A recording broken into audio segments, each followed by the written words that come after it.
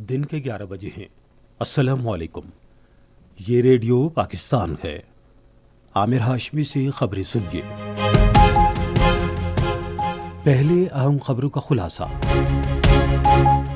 صدر مملکت نے ملک میں چھاتی کے سرطان کی وجہ سے اموات میں کمی کے لیے عوام میں شعور اجاگر کرنے اور اجتماعی کوششیں کرنے پر زور دیا ہے۔ سینٹ اور قومی اسمبلی کے اجلاس آج پارلیمنٹ ہاؤس اسلام آباد میں دوبارہ شروع ہوں گے۔ خیبر پختونخوا کے مختلف اضلاع میں بلدیاتی اداروں کی خالی نشستوں کے لیے کل ووٹ ڈالے جائیں گے۔ اور رات شمالی غزہ میں جبالیہ پناہ گزین کیمپ پر اسرائیلی حملوں میں 33 فلسطینی شہید ہو گئے ہیں۔ اب خبریں تفصیل کے ساتھ۔ صدر آصف علی زرداری نے ذرائع ابلاغ پر زور دیا ہے کہ وہ ہزاروں قیمتی جانیں بچانے کے لیے چھاتی کے سرطان کے بارے میں عوام میں شعور بیدار کریں۔ چھاتی کے سرطان کے عالمی دن کے موقع پر اپنے پیغام میں انہوں نے بیماری کے بارے میں غلط فہمیوں اور صحت مند زندگی کی ترجیحات کے بارے میں آگاہی پیدا کرنے کی ضرورت پر زور دیا۔ صدر نے کہا کہ پاکستان میں ہر 9 میں سے 1 خاتون کو چھاتی کے سرطان کا خطرہ ہے اور بیماری کی تازہ ترین تشخیص سے ثابت ہوتا ہے کہ اس میں اموات کی شرح بھی بہت زیادہ ہے۔ انہوں نے کہا کہ پاکستان کی خواتین کو چھاتی کے سرطان کے باقاعدہ معائنے اور میموگرافی کے بارے میں آگاہ کرنے کے لیے وسیع تر کوششوں کی ضرورت ہے۔ صدر نے پالیسی سازوں اور صحت کے حکام پر زور دیا کہ وہ بیماری پر قابو پانے کے لیے ترجیحی بنیاد پر منصوبہ بندی کریں جس میں بہتر علاج اور مریض کی انفرادی تیمارداری قابل ذکر ہے۔ آج چھاتی کے سرطان کا عالمی دن منایا جا رہا ہے، جس کا مقصد اس مہلک مرض کے بارے میں شعور پیدا کرنا، بروقت تشخیص اور علاج تک خواتین کی رسائی کو فروغ دینا ہے۔ اس سال چھاتی کے سرطان کا عالمی دن کا موضوع ہے چھاتی کا سرطان کسی کو تنہا برداشت نہیں کرنا چاہیے۔ یہ موضوع مریض کی مکمل توجہ کو احاطہ کرتا ہے، جس میں مریض کی طبی، جذباتی، نفسیاتی اور سماجی مدد شامل ہے۔ یہ چھاتی کے سرطان کے علاج تک بلا امتیاز سماجی، اقتصادی اور صنفی مساوات کی رسائی کی اہمیت کو بھی اجاگر کرتا ہے۔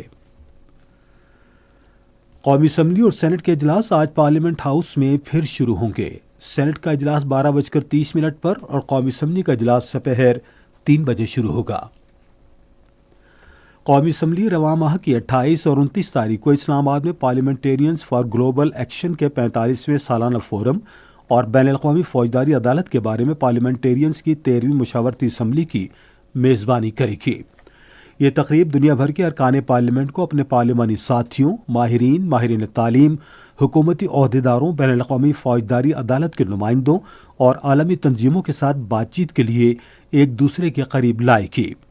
ان اجلاسوں کا مقصد قومی اور عالمی سطح پر انصاف کی فراہمی، قانون کی حکمرانی کا فروغ اور انسانی حقوق کا تحفظ ہوگا۔ تقریب میں عالمی فوجداری عدالت کے روم کے قانون پر بھی روشنی ڈالی جائے گی۔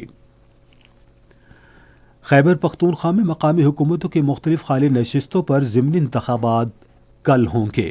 خیبر پختونخوا کے صوبائی الیکشن کمشنر کے مطابق پولنگ پشاور، نوشیرہ، چارسدہ، سوابی، کوہاٹ، کرک، لکی مروت، ڈیرہ اسماعیل خان، ٹانک، ایبٹ آباد، مانسیرہ، کولائی پلاس، سوات، شنگلہ، بنیر، لوئر دیر اور باجوڑ کے 53 ولیج اور نیبرہڈ کونسلز میں ہوگی۔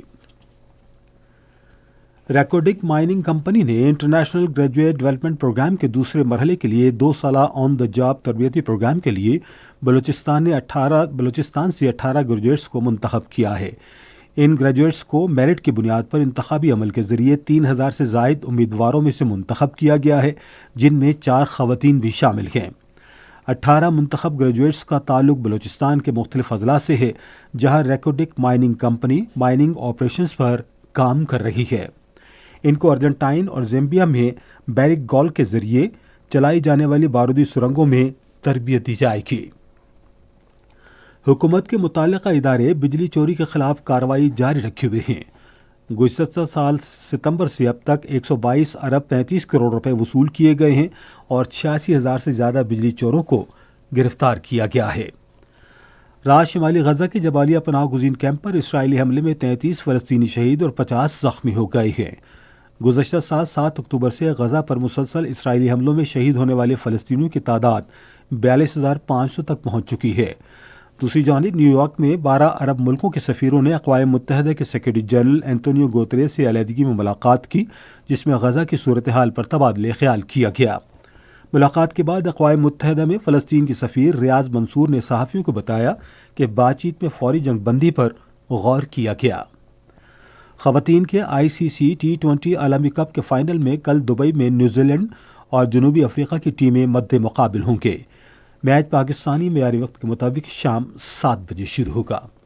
اسی کے ساتھ خبریں ختم ہوئی۔ مزید خبروں اور تجزیوں کے لیے آئی ہماری ویب سائٹ پر radio.gov.pk اور فیس بک کے link radio Pakistan news official پر براہ راست ویڈیو سٹریمنگ بھی ملاحظہ کیجیے۔